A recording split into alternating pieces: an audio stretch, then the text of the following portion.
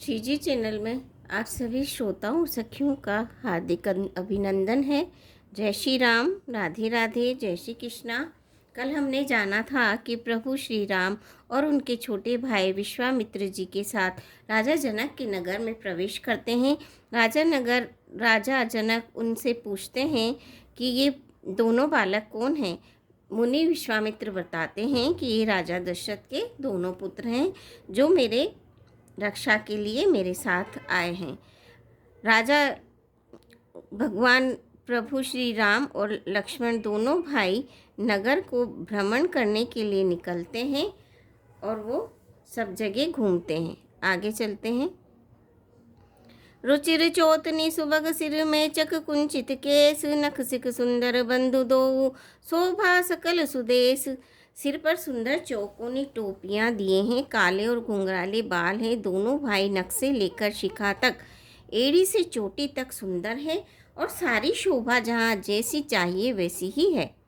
जब पूर्ववासियों ने ये समाचार पाया कि दोनों राजकुमार नगर देखने के लिए आए हैं, तब वे सब बार बार और सब कामकाज छोड़कर ऐसे दौड़े मानो दरिद्र खजाना लूटने के लिए दौड़े हों। स्वभाव से ही सुंदर दोनों भाइयों को देखकर वे लोग नेत्रों का फल पाकर सुखी हो रहे हैं। युवती स्त्रियां घर के झरोकों से लगी हुई प्रेम सहित श्री रामचंद्र जी के रूप को देख रही हैं। वे आपस में बड़े प्रेम से बातें कर रही हैं। हे सखी, इन्होंने करोड़ों कामदेवों की छवि को जीत लिया है। देवता, मनुष्य, असुर, नाग और मुनियों में ऐसी शोभा तो कहीं सुनने में भी नहीं आती।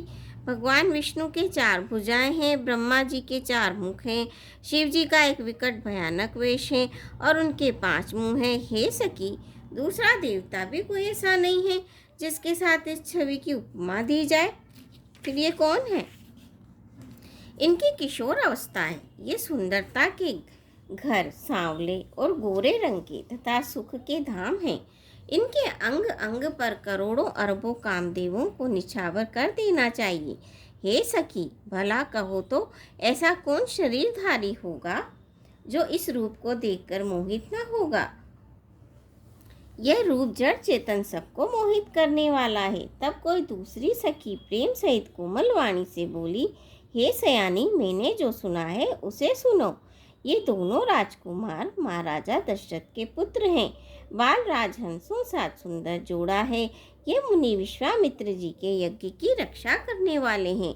इन्होंने युद्ध के मैदान में राक्षसों को मारा है, जिनका श्याम शरीर और सुंदर कमल जैसे नेत्र हैं, जो मारीच और सुबाहु के मत को चूर करने वाले और सुख की खान हैं, और जो हाथ में धनुष बाण लिए हुए हैं वो कौशल्या जी के पुत्र हैं। इनका नाम राम है। जिनका रंग गोरा और किशोर अवस्था है और जो सुंदर वेश बनाए और हाथ में धनुष बाण लिए श्री राम जी के पीछे पीछे चल रहे हैं, वे इनके छोटे भाई हैं। उनका नाम लक्ष्मण है। हे सखी, सुनो, उनकी माता सुमित्रा है। दोनों भाई ब्राह्मण विश्वामित्र का काम करके और रास्ते में मुनि गौतम की स्त्री अहिल्या का उद्धार करके यहाँ धनुष यज्ञ देखने आए हैं। यह सुनकर सब स्त्रियां प्रसन्न हुई। श्री रामचंद्र जी की छवि देखकर वो एक दूसरी सखी कहने लगी, यह वर जानकी के योग्य है। हे सखी, यदि कहीं राजा इन्हें देख ले तो प्रतिज्ञा छोड़कर हठपूर्वक इन्हीं से विवाह कर देगा। किसी ने कहा, राजा ने इन्हें पहचान लिया है और मुनि के सहित इनका आदर पूर्वक सम्मान किया है, परंतु हे सखी, राजा अपना प्रण नहीं छोड़ता। वह होनहार के वशीभूत होकर हठपूर्वक अविवेक का ही आश्रय लिए हुए है। प्रण पर अड़े रहने की मूर्खता नहीं छोड़ता।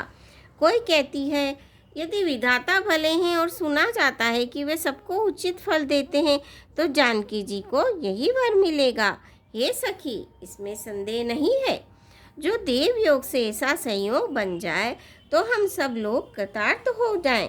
हे सखी, मेरे लिए इससे इतनी अधिक आतुरता हो रही है कि इसी नाते कभी यहाँ आवेंगे, नहीं तो विवाह न हुआ तो हे सखी सुनो, हमको इनके दर्शन ही दुर्लभ है। यह संयोग तभी हो सकता है जब हमारे पूर्व जन्मों के बहुत पुण्य हो। दूसरी ने कहा, हे सखी, तुमने बहुत अच्छा कहा, इस विवाह से सभी का परम हित है। किसी ने कहा, शंकर जी का धनुष कठोर है और ये सांवले राजकुमार कोमल शरीर के बालक हैं।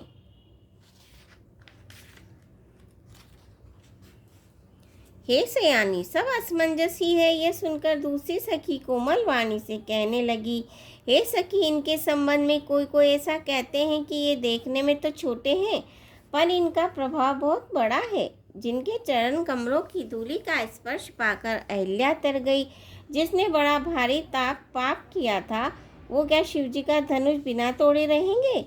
इस विश्वास को भूलकर भी नहीं छोड़ना चाहिए। जिस ब्रह्मा ने सीता को संवार कर बड़ी चतुराई से रचा है, उसी ने विचार कर सांवला वर भी रच दिया। उसी के ये वचन सुनकर सब हर्षित हुई और कोमल वाणी से कहने लगी, ऐसा ही हो। सुंदर मुख और सुंदर नेत्रों वाली स्त्रियां समूह की समूह हृदय में हर्षित होकर फूल बरसा रही है। जहाँ जहाँ दोनों भाई जाते हैं, वहाँ वहाँ परम आनंद छा जाता है। दोनों भाई नगर के पूरब को गए, जहाँ धनुष यज्ञ के लिए रंगभूमि बनाई गई थी। बहुत लंबा चौड़ा सुंदर डाला हुआ पक्का आंगन था, जिस पर सुंदर और निर्मल वेदी सजाई गई थी। चारों ओर सोने के बड़े बड़े मंच बने थे, जिन पर राजा लोग बैठेंगे। उनके पीछे समीप ही चारों ओर दूसरे मचानों का मंडलाकार घेरा सुशोभित था। वह कुछ ऊंचा था और सब प्रकार से सुंदर था। जहाँ जाकर नगर के लोग बैठेंगे, उन्हीं के पास विशाल एवं सुंदर सफ़ेद मकान अनेक रंगों के बनाए गए हैं, जहाँ अपने अपने कुल के अनुसार सब स्त्रियां यथा योग्य जिसको जहाँ बैठना उचित है बैठकर देखेंगे। नगर के बालक कोमल वचन कह कहकर आदरपूर्वक प्रभु श्री रामचंद्र जी को यज्ञशाला की रचना दिखला रहे हैं। सब शिशु ही मिस प्रेम बस परसि मनोहर गात, तन पुल कही अति हर्षु हिय, देखी देखी दो भ्रात सियापति रामचंद्र की जय, पवन पुत हनुमान की जय। मंगल भवनी अमंगल हारी, दवौ सुदशरथ अजर बिहारी, दीन दयाल विरद संभारी, हरौ नाथ मम संकट भारी।